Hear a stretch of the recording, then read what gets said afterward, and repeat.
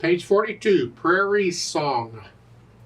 This is the last piece in the book. If you made it this far, congratulations. If you don't have a teacher, then I would encourage you to go back through this book again and review everything again. Go through the lessons and let me yell at you again, whatever.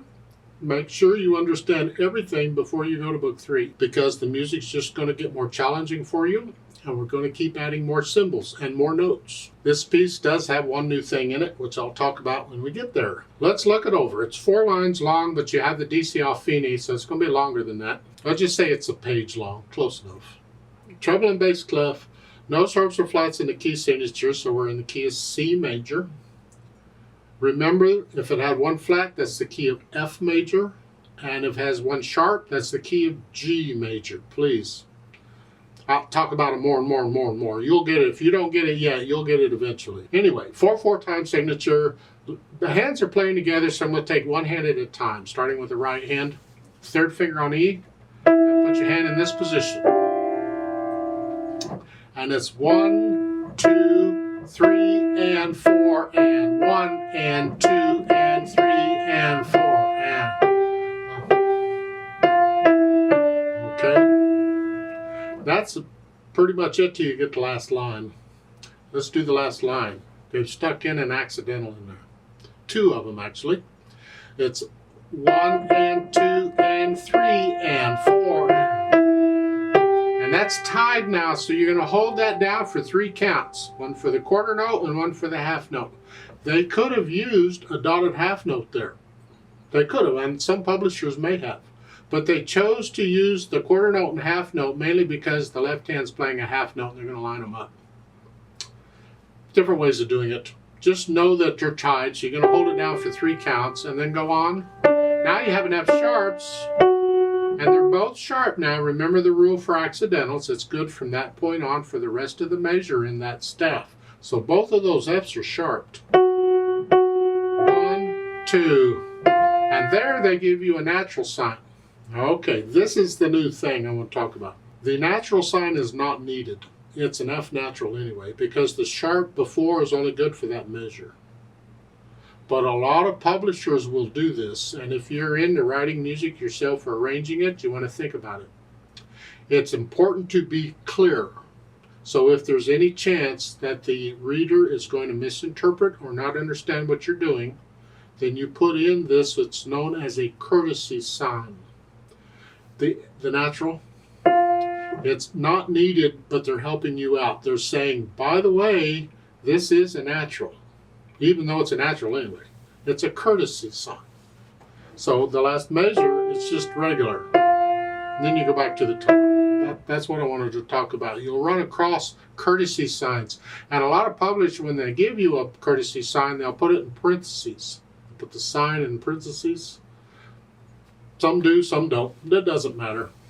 That, as long as you understand what it means. Left hand. Well, left hand's a thumb here. And put your hand here.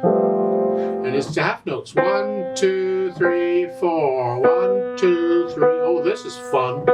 You bored yet? Here we go. Now, I would like to show you one more fingering thing that we can do. Yeah, because we've done different kinds of fingering things to help us in things where we're not in a nice, neat 5-finger position. We're adjusting things a little. And remember the finger substitution I showed you before, where you play a note with 1 finger, and while you hold it down, you put another finger on it? Well, I want to show you another thing about fingering. In the left hand, at the end of the 2nd line, you're here. Going to the 3rd line, you're here. That's a stretch, and we need 2nd finger there, because we have a C coming up, and we need thumb for that.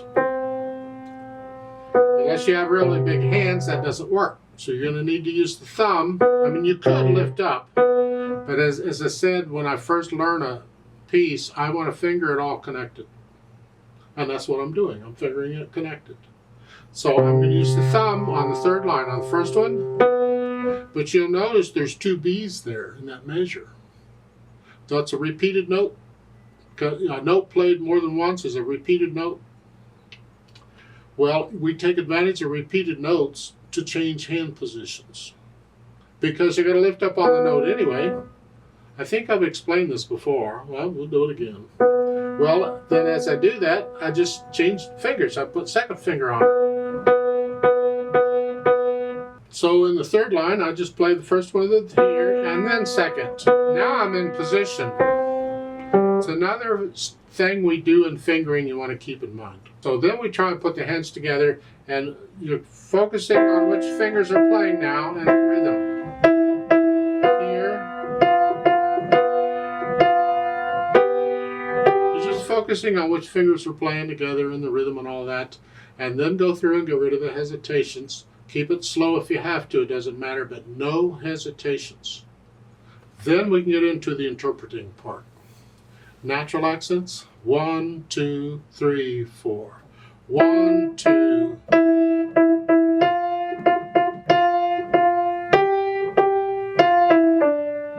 To feel these. I'm exaggerating them so you can hear them, but you feel them.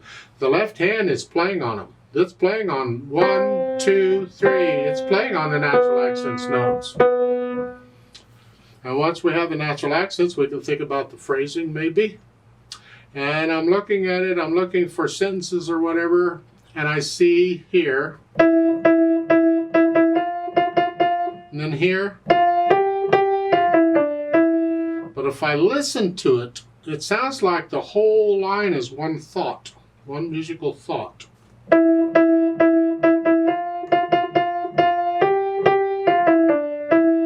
So in my mind, that would all go together, and then I would lift up, just a little lift, like taking a breath, and then I'm guessing the second line will be one thought, 2. And then at the end of the third line, or second line, would go on, lift up, here.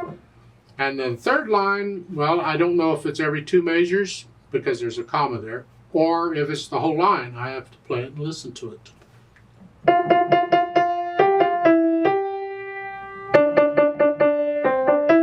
Yeah, to me, that's 2 thoughts. So the first thought in the third line,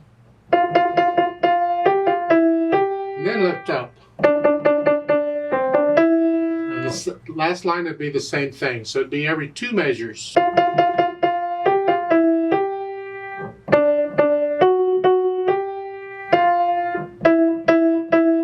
There, so me, I would lift it up that way. Now, there's different ways of interpreting things, as I've said before, and you'll have to decide. I keep giving you options. I keep making it more complicated. Yeah. You'll thank me later. At the end, the last measure you hear, you go back to the top. You can lift up at the end. It's the end of a phrase. There.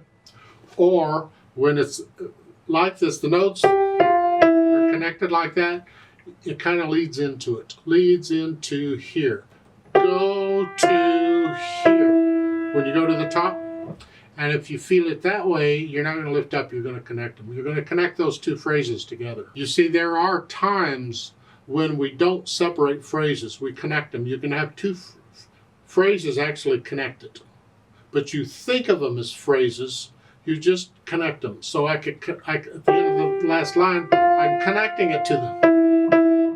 It's a new phrase, but I'm connecting it, and you can interpret it that way. Different ways of doing it. I like to connect it myself. When it leads into it, I usually connect it. Now, I play those fast because I have to so I can hear the phrasing. I wouldn't actually play it that fast. I'm just trying to figure out the phrasing. And then, of course, you want to bring out the melody, which in this case is the right hand. So how fast or how loud? The left hand's got to be very light, very light. Make it very soft. You want to hear it.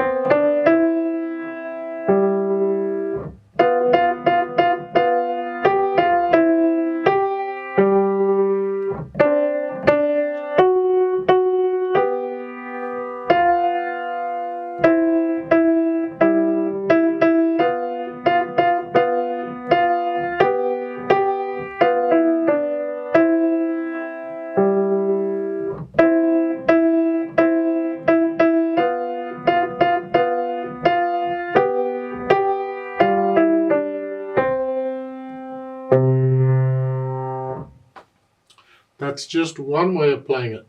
You can play it other ways. You need to get into it and you feel it. And how do you feel the music? You play it according to that. Just don't do anything or violate anything the music says to do. You got to do everything the music tells you to do. But other than that, your interpretation, how do you feel it? Now at the end of the second line where the fine is, you can thicken the second bar line so it's a thin and thick bar line. That's what it should be. I'd like to play it with you very slowly, and let's check the notes and the rhythms. I'm not going to bring out the melody and play both hands about the same. I am going to lift up for the phrasing though, so I'll give us 4 counts. 1, 2, ready, go.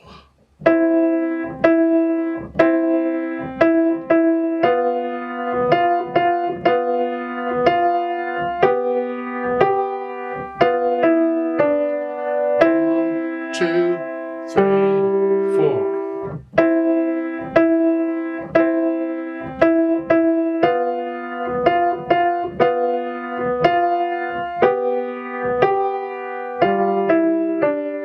1, 2, 3, 4.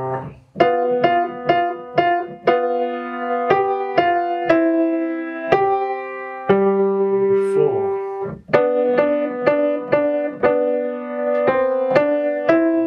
2, 3, 4.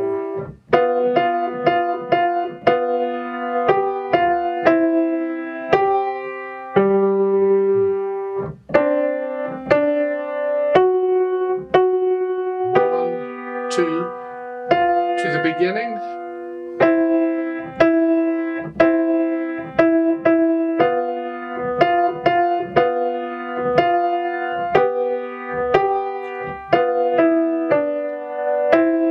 2, 3, 4.